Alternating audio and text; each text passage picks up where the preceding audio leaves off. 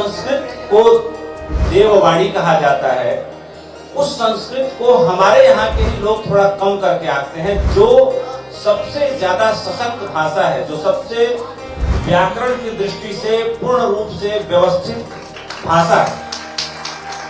Europe की सारी भाषाएं संस्कृत से प्रेरित लगती हैं। ईसा से करीब 3000 वर्ष पूर्व संस्कृत भाषा पूरे पृथ्वी पर बोली जाती थी। धीरे धीरे संस्कृत से ही तमाम अपभ्रंश निकल के और भाषाओं ने रूप लिया।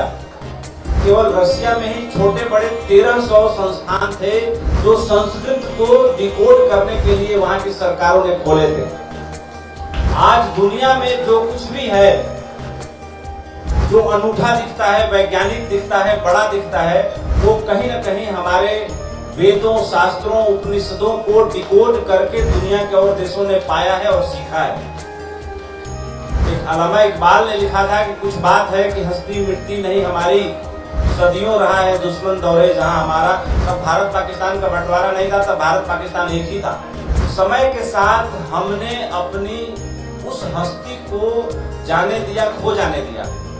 आचार्य चाणक्य जैसे संस्कृत के प्रकांड विद्वान ने इस देश के सारे राजाओं और सूबेदारों को घूम घूम के कहा कि हम आक्रमण नहीं करते, हम अहिंसावादी हैं, हम सृजनात्मक हैं, बहुत अच्छी बात है, लेकिन हमें इतनी तैयारी तो रखनी चाहिए कि दूसरा हमारी सीमा को तोड़ते हुए हमारे घर में न घुस आए।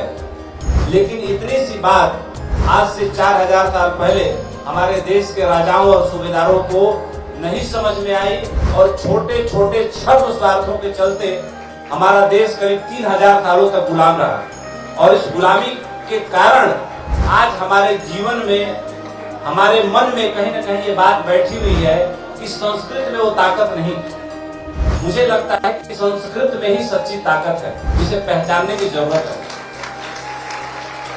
मैं दावे के साथ कहता हूं कि लाल बहादुर संस्कृत विद्यापीठ के बच्चों ने जो प्रदर्शन किया वो अद्वितीय है, यूनिक है।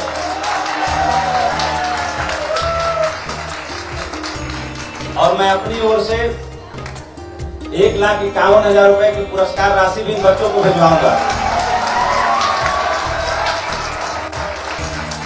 और मैं अंजलि जी के ऊपर छोड़ूंगा कि उसका एक जो है बुद्धिमत्ता पूर्वक डिस्ट्रीब्यूशन कर दें।